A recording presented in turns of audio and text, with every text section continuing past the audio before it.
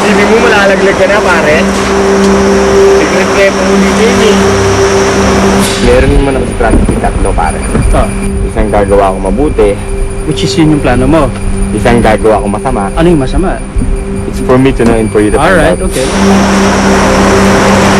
Alam mo, hindi matapatawa ako, pare, pag ginawa ko. Promise, magiging matapata ako. Ayaw ko naman ganun. Susumpahan niyo ako.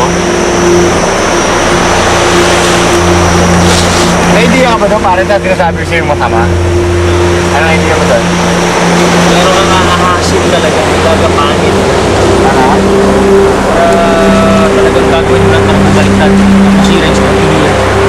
Ay, hindi. Lahat kayo. In a split second, parang kaya pagbaguhin yung decision nyo. Parang isang Matinding. nuclear, pare. Bibitawan ko pagka ginusto ko. Kaya lang mawawala talaga akong kaibigan. Sa Manila, ha? Ito, ayoko muna si Marlon Mac. Pero nang una, sa tingin ko so naiinis sila sa tao pero ako hindi ako naiinis.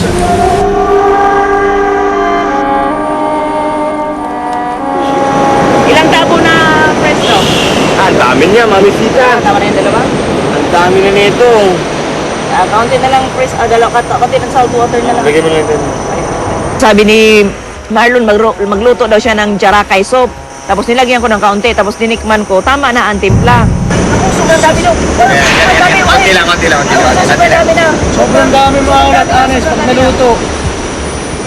Hindi rin nilalagay mo Tapos nung lumapit si Marlon, tapos binawasan niya, dinagdagan pa niya ng isang tabo pa na salt water. Kumbaga talaga hindi mo alam kung nananadya talaga.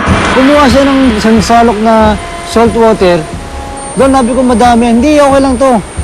Tinabi ko ngayon, in-stop ko, hindi ko pinabayang ilagay niya. Alam mo, kung nakakatunog kang mawawala ka, huwag mo gawin sa pagkain. Sobrang alat pa rin, hindi honest to God. Ginawa na namin dati, ang alat pag naluto. Tagal ba niluluto to? Pero bibigyan tayo sakit sa bato. Ano yung pare? Hindi. Tutusin, ginawa na namin yan. Don't speak Dati maalat. Okay, whatever, do whatever. Wala, pero mali ginagawa mo. Wala akong pakialam, hindi ko nagluluto ko. Pwede naman gawin ng lahat yan, huwag mo na to eh. Bakit? Nagturuli ko naman to Rolling mo. Ay, huli ko to, bakit? Eh nga ang roll mo ngayon.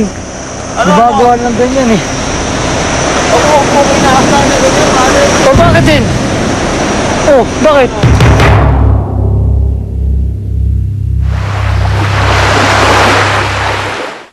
Susunod. Yung tapas ng bunganga nitong gagawin to eh. Parang gusto niya magsuntukan kami sa isla eh. Natatakot niya ako sa'yo eh. Nanginginig pa ako. Oh. Bakit? Ano rin? Hindi tayo naasar. Oy! Tagal ko nagluluto sa Jarakay, pare. Hindi man niluluto mo eh. Oo, ano rin? Ha? Alam mo, alis ka, dadaan mo sa pagkain. Nung sabi ko ako magluluto, yung huli ko lang mismo dalawa kami ni Rab. Sabi ko, pare sasalang ko to, gusto ko Jarakay soup. Siyempre, di ba, may sarili kaming timpla. May timpla yung naak. Sabi niya, sige, sabi ni Mami Sita. Ito ngayon, nagsalta ngayon siya, no? Nung kumuha ko ng tubig, sabi ni Mami Sita, ay, marami yung alat. Sabi ko, Mami Sita, okay lang yan. Sabi ko, gano'n. Tapos bigla nagsalta si Chris. Yan naman pare, porkit aalis ka na, idadama mo yung pagkain natin. Sabi ko, gano'n. Tumingin ako ngayon kay Chris. Sabi ko, kung ako aalis, hindi ko kayo panghuli ng pagkain, hindi ko kayo pagluluto. Alam ko, aalis ako. Matino, ginagawa ko to, pare. Dapat kung aalis ako, hindi ako manguha ng pagkain. Ang utak mo, ang tama, pare. Sabi ka pala eh. Magandang loob na nga sa inyo, pare. Kahit ano ko, ugali mo, ayusin mo. Maayos ka, pare. Ba't di ba maayos? Oo, hindi ka maayos. Ayusin mo ugali mo, pare. Ugali mo? Mas masama ugali mo sa akin. Gusto ko Oh, lang. sira na ako sa Pinas. Masama ugali ko. Masama ugali mo. Okay, news boy. You, man. News boy. You.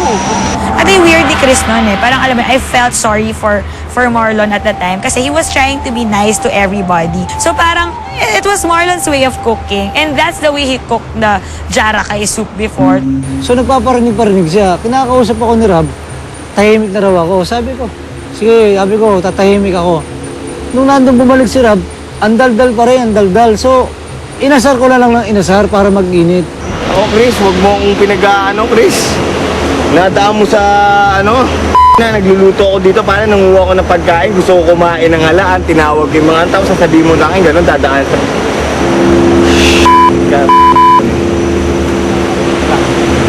Maayos ka, ganda ng ugali mo. Mga magandang loob na nga yung tao, gaganyanin mo ba? Oops.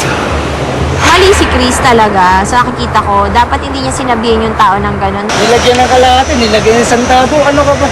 Ayun si Mami Zita, oh. Pare, ang ganda ng breathing niya. Sa pare, sinasabihan niya ako. Alam mo ba kung gaano katagal ko niluluto to?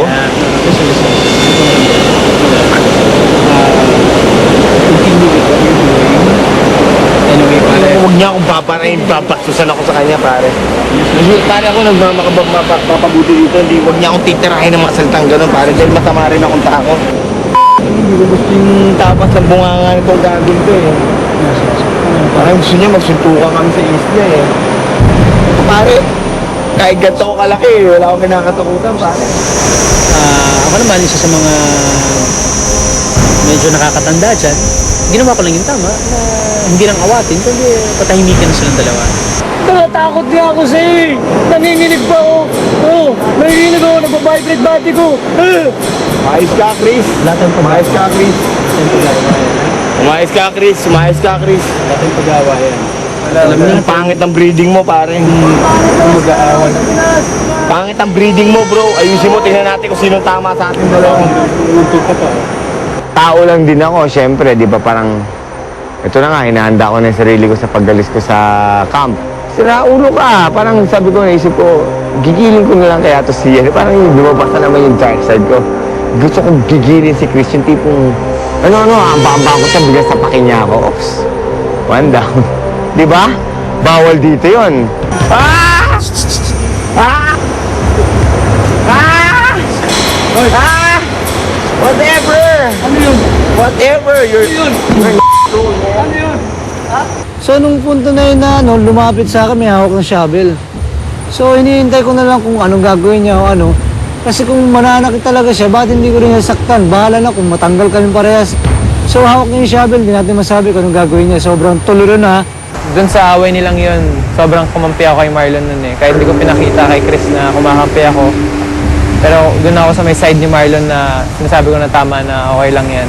Ako naiintindihan kita. Pare, ba't niya ako gaganunin? Pare, nagmamagandang loob ako. Pinagluluto kayo. Ramkanin kayo yan sa kawayan para sa ulam bago ako umalis. Tapos gaganunin niya ako. Magali yan, pare. Oh. Baka pakita ko sa kanya kung sinong demonyo, pare. Magulat siya sa akin. Ako humingi ako pabor sa'yo. Pare, humingi ako pabor sa'yo. Okay? Please do it for us. Alright?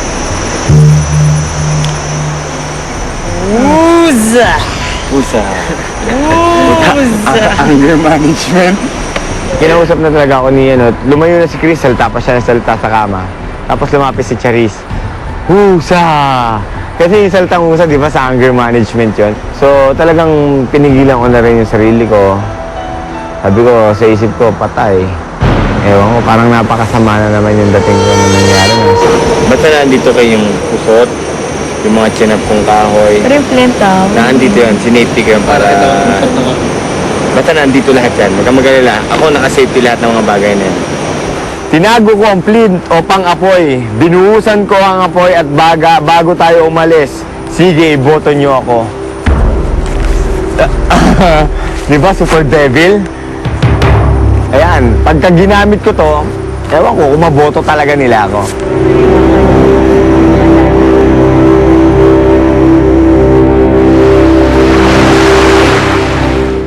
Susunod. Nakuha mo rin sa nuclear, di ba? Dinetonate ko na, meron pa kasi nuclear dito. Dito pa nuclear dito, pasambugin ko kaya ito.